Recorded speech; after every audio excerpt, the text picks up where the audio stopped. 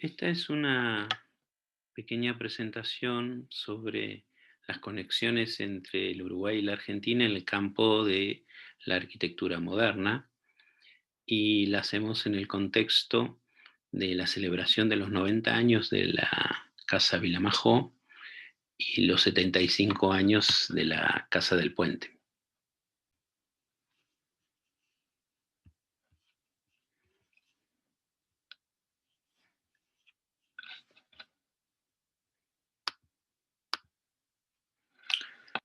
La arquitectura moderna rioplatense, si englobamos lo que sucedió en ambas orillas, tiene una consistencia particular, tiene una cierta identidad con respecto a la arquitectura moderna de otras regiones del mundo. Fue un fenómeno universal la arquitectura moderna.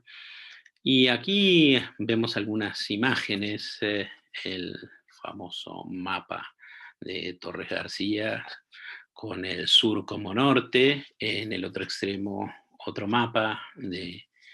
el arquitecto Le Corbusier, de mediados de la década del 30, señalando Nueva York y Buenos Aires y el destino de esas dos partes de América, y en el centro las imágenes del futuro de Buenos Aires y Montevideo por Le Corbusier, que hizo una visita a estas dos ciudades en 1929 y que para algunos autores tuvo una influencia importante. Pero, digamos, la arquitectura moderna en nuestros dos países fue mucho más allá de la influencia de Le Corbusier.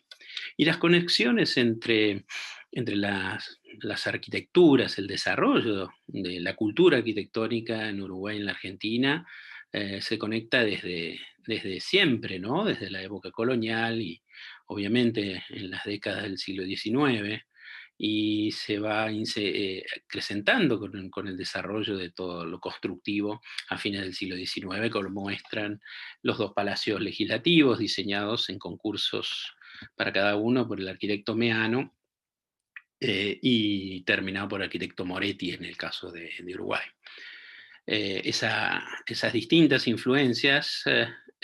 europeas que permearon en la conformación de las arquitecturas públicas y privadas y la infraestructura en los dos países y en las dos capitales, también tuvo una vertiente francesa importante. Acá la vemos en dos proyectos que no se terminaron de realizar, las casas de gobiernos de Buenos Aires y de Montevideo, por dos arquitectos franceses, Norbert Maillard, que fue cabeza del Ministerio de las Públicas a principios del siglo XX, y Joseph Carré, gran pedagogo y arquitecto de gran influencia en Uruguay desde principios del siglo XX, también el Palacio de Gobierno. Veamos que también esa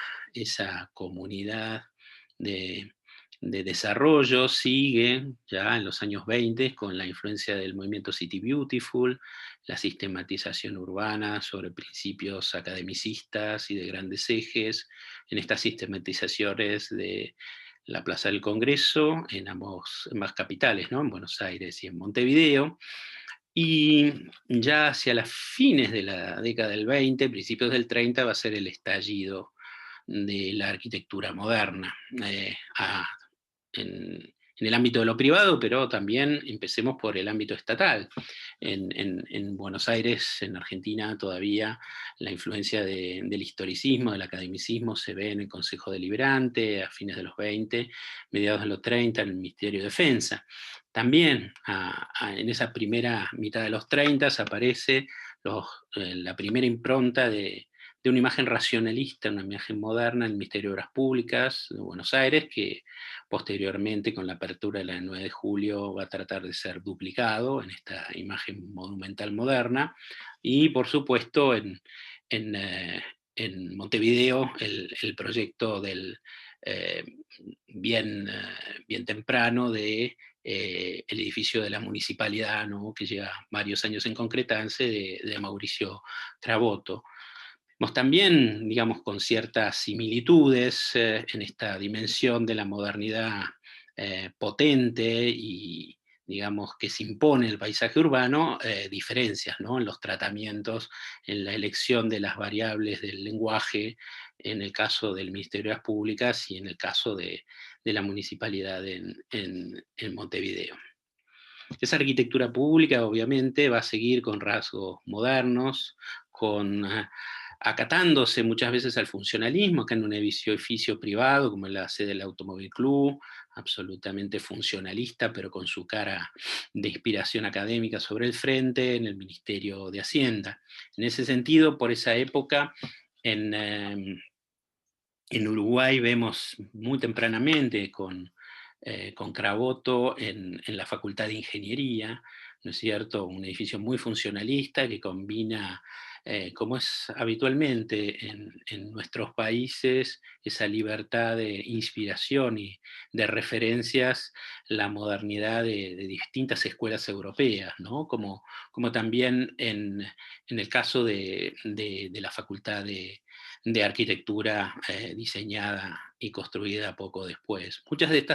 estas propuestas, sobre todo en Montevideo, son resultado de concursos públicos. Esos mecanismos de incentivar la creatividad y las propuestas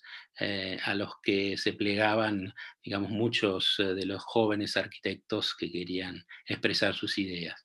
Eso sigue en el ámbito también de la arquitectura para la salud, en estos años 30 y principios de los 40, en Argentina, con algunos ejemplos como el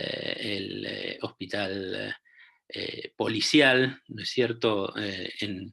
hecho a fines de los 30, o la Facultad de Medicina de los mediados de los 30, con líneas más racionalistas y más art déco. En el caso de Montevideo, con el Hospital de Clínicas, ¿no es cierto?, de un concurso de 1930, y poco después el Instituto de Higiene de la Facultad de Medicina del arquitecto Zurraco.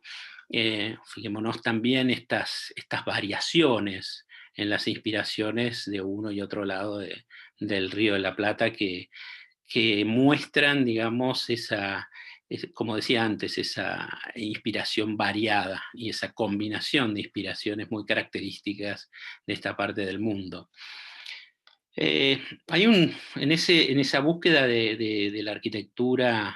de Estado, en esta década del 30, donde todavía hay tensiones entre la modernidad y la tradición, los influjos más autoritarios, aparecen edificios en la Argentina como el Banco Nación, el conjunto del Casino y el Hotel Provincial, que aparentemente son eh, eh, que apelan al lenguaje histórico, pero lo sostienen grandes estructuras de hormigón armado, en general diseñadas por empresas alemanas. La influencia alemana en la modernidad se va a dar no solo en la parte que refiere al urbanismo, a la arquitectura, sino en la tecnología, y en la tecnología del hormigón armado que se despliega en nuestros países desde principios muy inicios del siglo XX, 1900. En esa combinación de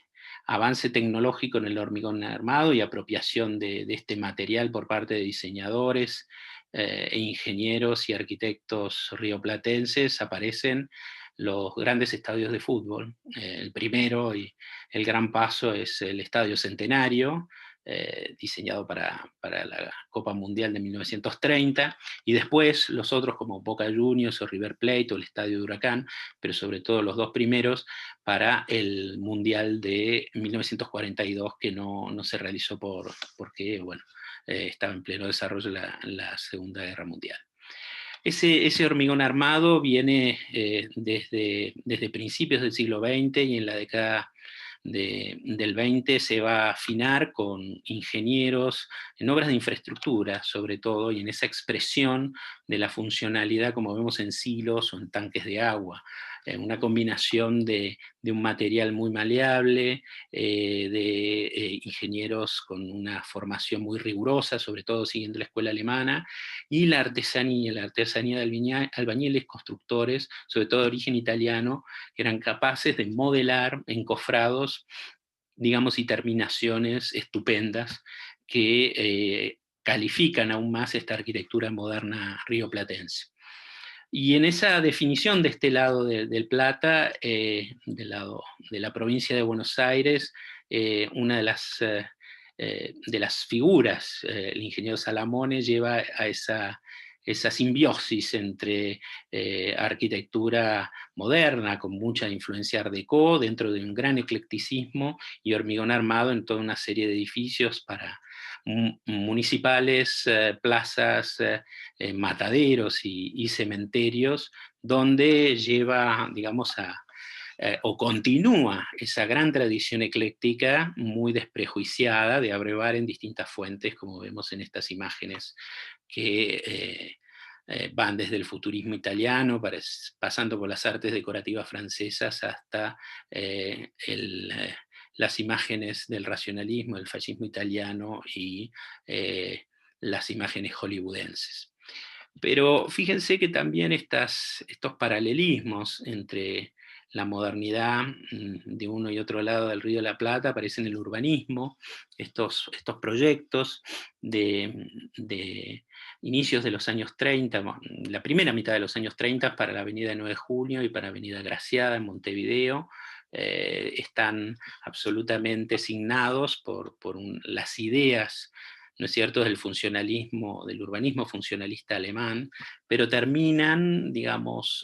en la parte del lenguaje, en el caso de Buenos Aires con el obelisco y todos los edificios circundantes en la propuesta de Previs, y en esta propuesta de la Intendencia, la Oficina Técnica de Intendencia Municipal, en una arquitectura clasicista, muy depurada, casi minimalista, ¿no? Que hace que en esos años se pase de ideas funcionalistas a realizaciones, o aparte de realizaciones, porque no terminan de coagular, muy ligadas a ese clasicismo muy austero, casi metafísico. Para, digamos, avanzar en el desarrollo de esa modernidad, hubo hitos justamente en ambas ciudades, Montevideo y Buenos Aires, del pasaje Barolo y el Palacio Salvo, los dos faros del Río de la Plata, testimonios del poder de emprendedores privados, digamos, con muchas aspiraciones a integrar hitos urbanos en el sentido vertical, y en este caso a través de un diseñador italiano como Mario Palanti, pero construidos por empresas alemanas, filiales de empresas alemanas que manejaban muy bien la tecnología del hormigón armado. Entonces estos edificios se transforman, y en este caso del lado de Buenos Aires, en una saga, eh, la Galería Güemes de Gianotti, con la empresa alemana Philipp Holzmann en el diseño estructural, Weiss Freitag el diseño estructural y Palanti en el edificio del Barolo, y finalmente también el Cabanag como final de esta tríada de los edificios más altos del mundo en hormigón armado en la década de 1910, 1920 y 1930. En el 20, por algunos años, el Salvo va a sobrepasar al Barolo en altura y en el récord del edificio más alto sudamericano y más alto de hormigón armado del mundo. Eh, para la preparación de la modernidad, en esa misma década del 20, en ambas orillas, ya hasta iniciado los 30 también, tenemos al Art Deco, también un movimiento internacional que va a adquirir distintas variaciones en nuestros países, siempre en declinaciones de versiones distintas europeas, desde el más, digamos, ligado al centro de Europa, pasando a recreaciones de Luis XVI en variable Art Deco, o incorporaciones de algunas líneas de inspiración neomedieval. Estos edificios, tanto en Montevideo como en Buenos Aires, van a ser complementarios y se van a integrar muy bien al tejido urbano, el tejido urbano que ya venía conformándose con edificios de varios pisos de raíz academicista, que en el tratamiento de las distintas volumetrías, como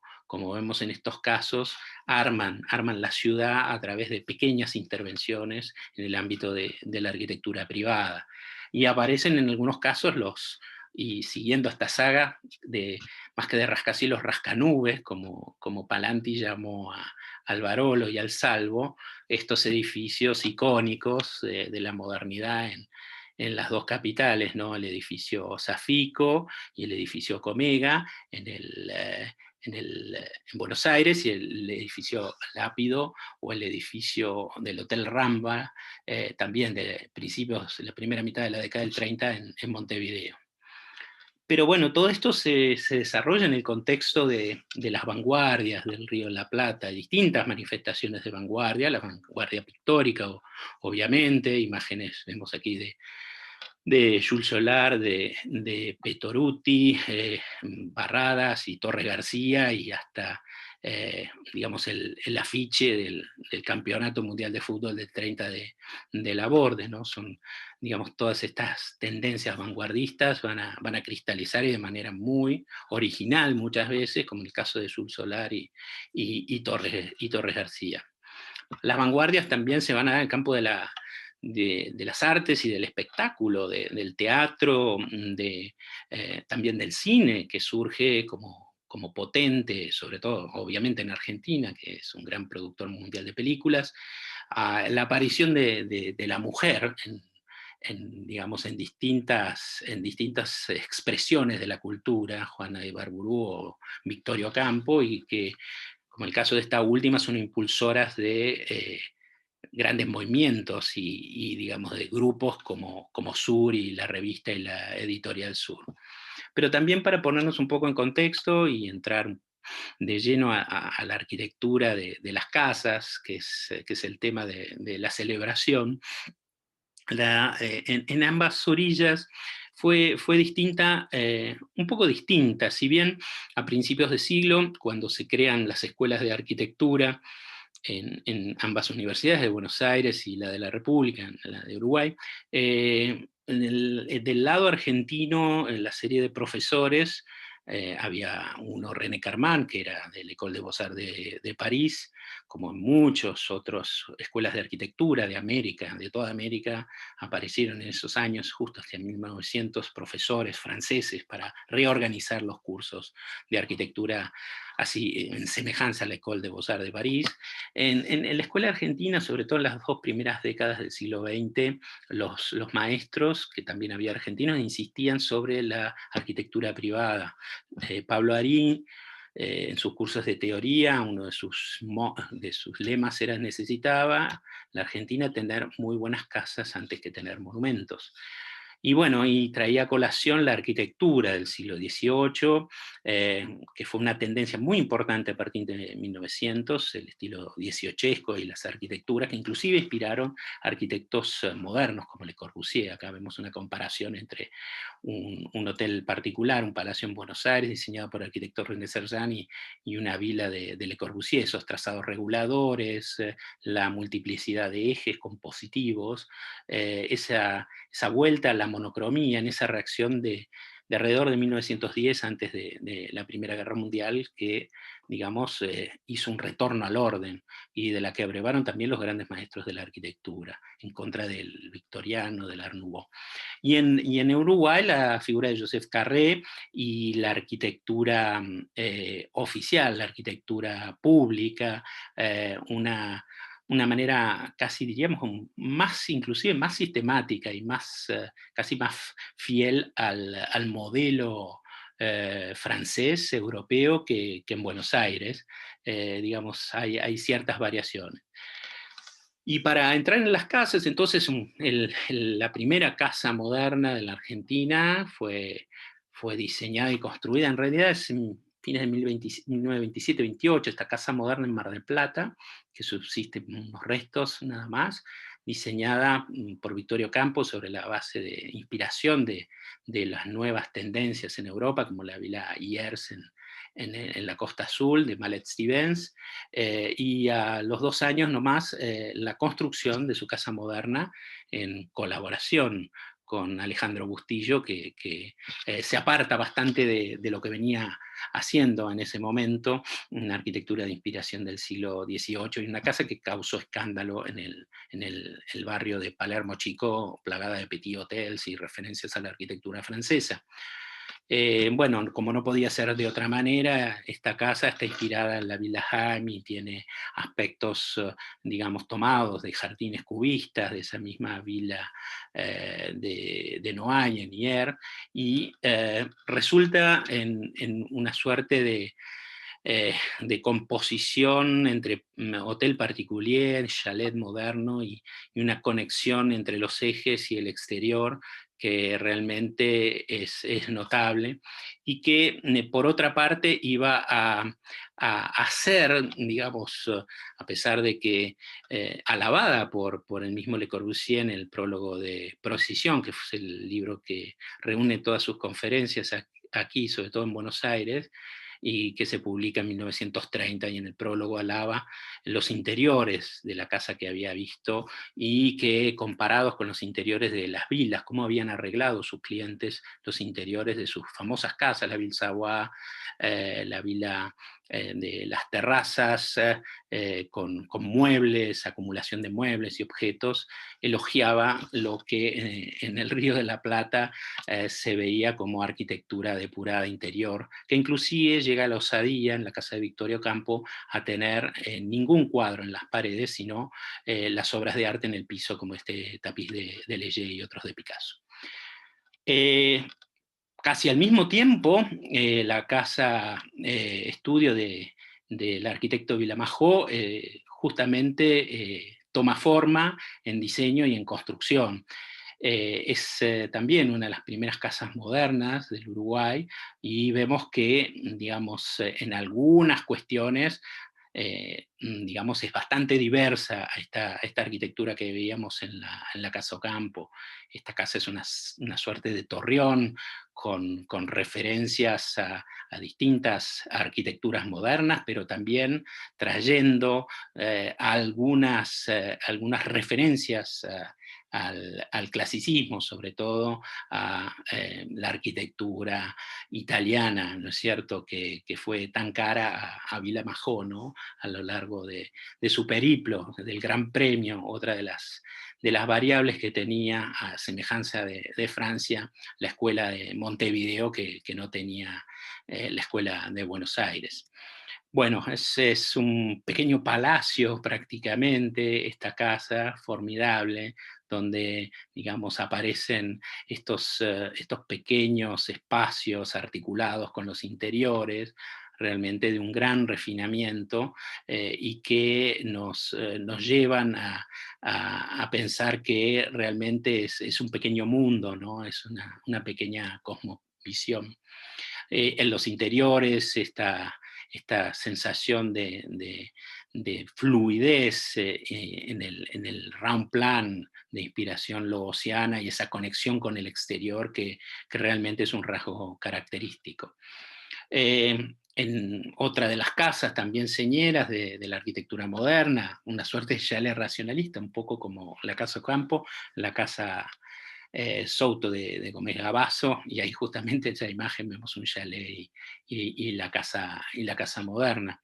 Y bueno, en la tríada de estas casas modernas excepcionales, la Kalinen de Cravoto, ¿no? Una villa también sincretista, donde bien a la manera rioplatense aparecen referencias a distintas arquitecturas modernas, ¿no? Desde los holandeses, el neoplasticismo, las referencias, obviamente, son casas estudio, por otra parte, estas, digamos, que nos rememoran las famosas casas estudio de otros arquitectos, como Frank Lloyd Wright, que estaba presente, e inclusive llegó muy cerca de Uruguay, a Río de Janeiro, a fines de los años 20, y cuya influencia de este otro lado, del lado de Buenos Aires, no fue tan importante, sobre todo en estas primeras 2 décadas de arquitectura moderna. Bueno, podemos llamar una suerte de casa de la pradera rioplatense, por esa dimensión de horizontalidad, esa conexión con el exterior, la apropiación de un núcleo rector dentro del edificio. Y si ya cruzamos de este otro lado, nuevamente, del lado argentino, en esas mismas años de la segunda mitad ya de la década del 30, aparece esta casa Yan, que es un prototipo, una de las 5 o 6 casas que construye Vladimiro Costa, este arquitecto de origen ruso que llega a la Argentina y desarrolla un plan para, es decir, una teoría de diseño de la arquitectura que llama Helios y que pone como pilar la cuestión del clima. Hay un libro que se llama Vivienda en Clima, del arquitecto Vladimiro Costa, pero no solo sus teorías las pone en práctica en estos edificios. Ahí veíamos el caso de esta casa Yan en La Falda, en las sierras de Córdoba, y los estudios de la variación del sol y del clima a lo largo del año y el diseño de cada una de esas partes componentes del envolvente y de la volumetría del edificio. Y llegamos a la Casa del Puente sobre el arroyo, porque es conocida por los dos nombres, este gran edificio, ya un ícono, ¿no es cierto?, de la arquitectura moderna, ¿no? Ese momento justamente de la Segunda Guerra Mundial, donde en el mundo se construía muy poco, porque el esfuerzo productivo estaba orientado a otras, no a construir, lamentablemente, sino a otras cosas. Y esta casa realmente es un poco el manifiesto construido de Amancio Williams y su mujer, Delfina Gálvez, y va a ser un poco el punto de partida, como la cuna de otros proyectos y de otros pensamientos y otras elucubraciones de Amancio Williams en el campo de la arquitectura. Aparece el hormigón a la vista, martelinado, y es interesante en alguna, como esta foto bien lo indica, el cuerpo de lo que es la parte de servicio, ¿no? Del portero y del garage, una arquitectura casi rústica que digamos, muy arcaica, inclusive con curvas en planta, donde asoma aquel edificio, digamos, muy neto, muy tecnológico de la Casa del Puente propia. Y bueno, Amancio Williams no escapa a este eclecticismo rioplatense. Fíjense que seguramente Amancio y Delfina tuvieron en cuenta desarrollos de la década del 30, del gran ingeniero Maillard, el ingeniero suizo, diseñador de puentes. Hay algunos otros autores que señalan, digamos, y lo relaciona con esta arquitectura de la utopía de esta casa del guarda del río en un proyecto de Claude Nicolas de Doux, el arquitecto visionario del fin del siglo XVIII. También tenemos que tener en cuenta que todos estos arquitectos rioplatenses, o varios de ellos, tenían gran conexión con Le Corbusier, el pabellón suizo de la ciudad universitaria de la primera mitad de los 30, y esa estructura de hormigón, y por encima una estructura metálica, un poco siguiendo ese planteo estructural que también tiene la Casa del Puente, ¿no? Y que vemos en estos croquis, o ese espacio de utilización como en estos croquis que vemos aquí, y por debajo del pabellón suizo. Bueno, esta Casa del Puente va a ser la cuna de algunos desarrollos, casi como una visión imperial, ¿no? De la parte de Amancio Williams, que estaba en sintonía con esas aspiraciones de la Argentina de ese periodo de entreguerras, ¿no? Que en ese aislamiento tan, digamos, por un lado, fructífero en términos de cultura, de literatura, de diseño, ¿no es cierto? Y que vemos en estos proyectos, desde la Casa del Puente a la sala de espectáculos en el espacio, los famosos paraguas para los hospitales, o finalmente, esto ya en la década del 70, una ciudad en la Antártida, ¿no? Algo muy casi utópico y hasta metafísico, que era, digamos, la cuerda donde trabajaba Amancio Williams. Y fijémonos que, digamos, este tipo de proyectos de escala casi territorial del otro lado del río, Gómez Gavazo, en los años 30, a mediados de los años 30, hace esta propuesta, ¿no es cierto?, de sistematización y de incorporación de estos grandes pabellones, un poco siguiendo las ideas de Le Corbusier. Gavazo había trabajado en el estudio de Le Corbusier, trabajando con